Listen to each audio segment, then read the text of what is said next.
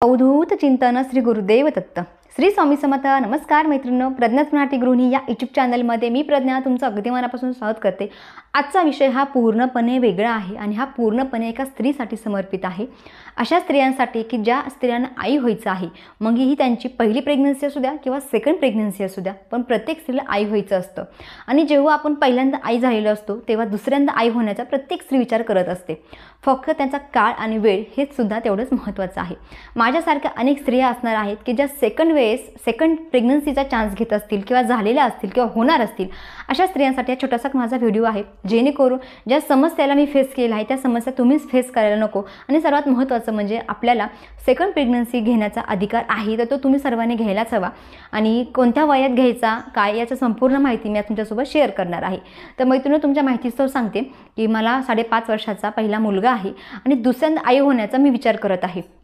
आता बऱ्याच वेळेस काय होतं, आपले शेजारी, आपले नातेवाईक, आपले मित्रमैत्रिणी आपल्याला सर्वजण सांगतात की 3 वर्षाचा गॅप ठेवून आपण दुसऱ्या प्रेग्नन्सीचा विचार करायला हवा. परंतु हे अगदी बरोबर जरी असलं तरीसुद्धा आपलं शारीरिक त्रास हा आपल्याला करायचा आहे. कारण की आई होण्यासाठी किती त्रास सहन करावा लागतो ह्या त्या स्त्रीला माहिती आहे ज्यांची नॉर्मल डिलिव्हरी होती किंवा ज्यांचं शिजर झालेलं असतं.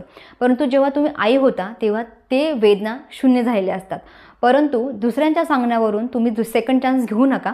तर तुम्हाला कधी चान्स घ्यायचा आहे हे तुम्ही ठरवायचं आहे.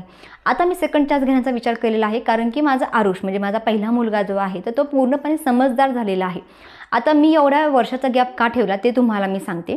आणि माझ्यासारख्या अनेक स्त्रिया असणार आहे की त्यांचं पहिलं बाळ हे 6 वर्षाचं असेल किंवा 7 वर्षाचं असेल आणि त्या आता विचार जर करत असेल तर तुम्ही योग्य वेळेवर विचार करत आहात. कारण की जास्त पण वय व्हायला नको आणि कमी पण वय व्हायला नको. कमी म्हणजे अगदी 2 वर्षाचा 3 वर्षाचा गॅप हा खूप कमी झाला मैत्रिणींनो. कारण की आपल्याला पहिलं बाळ समजून घेण्यामध्ये त्याच्यासोबत वेळ घालण्यामध्ये वेळ खूप कमी पडतो आणि दुसऱ्या बाळामध्ये आपण गुंतून जातो. त्यामुळे पहिल्या बाळाकडे लक्ष जात नाही आणि दुसऱ्याही बाळाकडे लक्ष जात नाही. त्यामुळे तुमचं पहिलं बाळ हे कमीत कमी 5-5.5 वर्षाच्या झाल्याच्या नंतर तुम्ही सेकंड चान्सचा विचार करायला काहीच अडचण नाही. आता मी एवढ्या वर्षाचा गॅप का ठेवला ते मी तुम्हाला आधी सांगते. त्यामुळे तुमच्या लक्षात येईल की मला काय पटवून देण्याचा प्रयत्न करायचा आहे ते.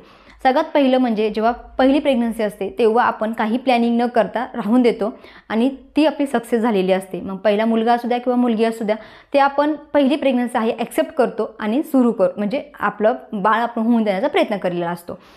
त्यानंतर आपण त्याचं चालणं, त्याचं फिरणं, त्याचं रांगणं, त्याचं बोलणं, त्याला शाळेत पाठवण्या संपूर्ण गोष्टीचा आनंद घेत असतो.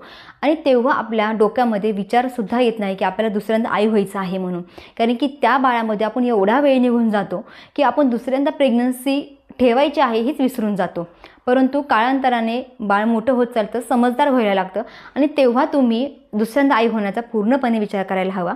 पण त्यापूर्वी तुमचा बाळ स्वतः जेवण करत आहे की नाही, तो स्वतः वॉशरूमला जात आहे की नाही, स्वतः ब्रश करत आहे की नाही, स्वतः अभ्यासाला बसू शकतो का, ह्यासुद्धा गोष्टीकडे लक्ष देणं खूप महत्त्वाचं आहे.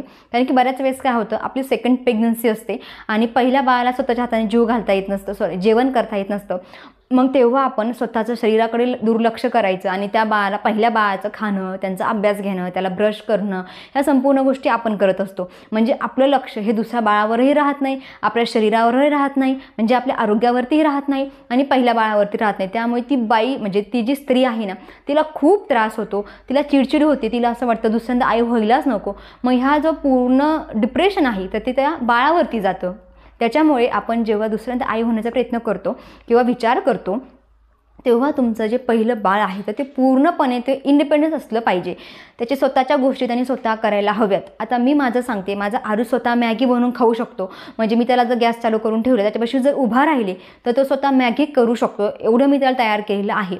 पण हे का तयार केलं, दुसऱ्यांदा प्रेग्नन्सी राहून द्यायची आहे म्हणून नाही, तर त्याला ती कला होती, त्याला ते शाळेत सांगितलं जायचं आणि तो इथं घरी आला तो करायचा. आता जेव्हा तो शाळेतून घरी येतो तेव्हा त्याचं ते टिफिन बॅग व्यवस्थित ठेवून देतो, त्याचा युनिफॉर्म चेंज करतो, तो अभ्यासाला बसतो, तो वेळेवरती झोपतो, उठल्याच्या नंतर दूध पितो, खेळायला जातो. ह्या संपूर्ण गोष्टी तो स्वतः करत आहे, त्याला माझ्या आधाराची गरज नाही. आणि मग मी आत्ता आई होण्याचा विचार करत आहे. मग आता तुम्हीसुद्धा आई होण्यापूर्वी ह्या गोष्टीचा नक्की विचार करा मैत्रिणींनो आणि नंतर तुम्ही दुसऱ्यांदा आई होण्याचा प्रयत्न करा. आता जेव्हा दुसऱ्यांदा आई होण्याचा विचार करतो तेव्हा आपली पिरियड्स खूप महत्त्वाची असते. आपली पिरियड्स रेग्युलर येते की नाही येत याच्यावरसुद्धा खूप विचार करणं महत्त्वाचं असतं. कारण की मी तुम्हाला सांगते की माझा आरूढ झाल्याच्यानंतर 6 महिन्याने मी कॉपर टी बसवली होती. त्यामुळे आत्तापर्यंत मी चान्स घेतलाच नव्हता. पण आता मी कॉपर टी रिमूव्ह केलेली आहे आणि आता चान्स घेण्याचा प्रयत्न करत आहे. मग त्याच्यासाठी सुद्धा माझं शरीर म्हणजे माझं जे शरीर आहे ते निरोगी असलं पाहिजे.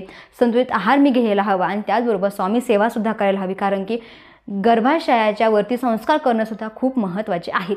आता ते मी कसे करते, माझा आहार कसा नियमित करते, माझी पिरियड्स खरं सांगते मैत्रिणींनो 15 दिवसाला माझी पिरियड्स येत होती. पण ती मी रेग्युलर कशा पद्धतीने केलेली आहे याबद्दल मी तुम्हाला संपूर्ण माहिती सांगणार आहे. जर तुम्हाला माझा हा व्हिडिओ आवडला तर नक्कीच लाईक करा, शेअर करा आणि तुमच्या कमेंट्स मला करा. आणि अशाच व्हिडिओ जर तुम्हाला आवडत असतील तर मला कमेंट्स करा, जेणेकरून मी माझी पूर्ण जर्नी तुमच्यासोबत शेअर करणार आहे. कारण की कशा पद्धतीने माझी पिरियड्स मी रेग्युलर केली, कोणता आहार घेतला आणि सर्वात महत्त्वाचं म्हणजे आई होण्यापूर्वीसुद्धा आपण भरपूर गोष्टींची काळजी करायला हवी. तर ते कशी करायची ते सुद्धा मी तुम्हाला सांगणार आहे. आय होप तुम्हाला छोटासा माझा व्हिडिओ नक्कीच आवडला असणार आहे. जर आवडला तर नक्कीच लाईक करा, शेअर करा आणि सबस्क्राईब करायला सुद्धा विसरू नका. श्री स्वामी समर्थ. जय जय स्वामी समर्थ.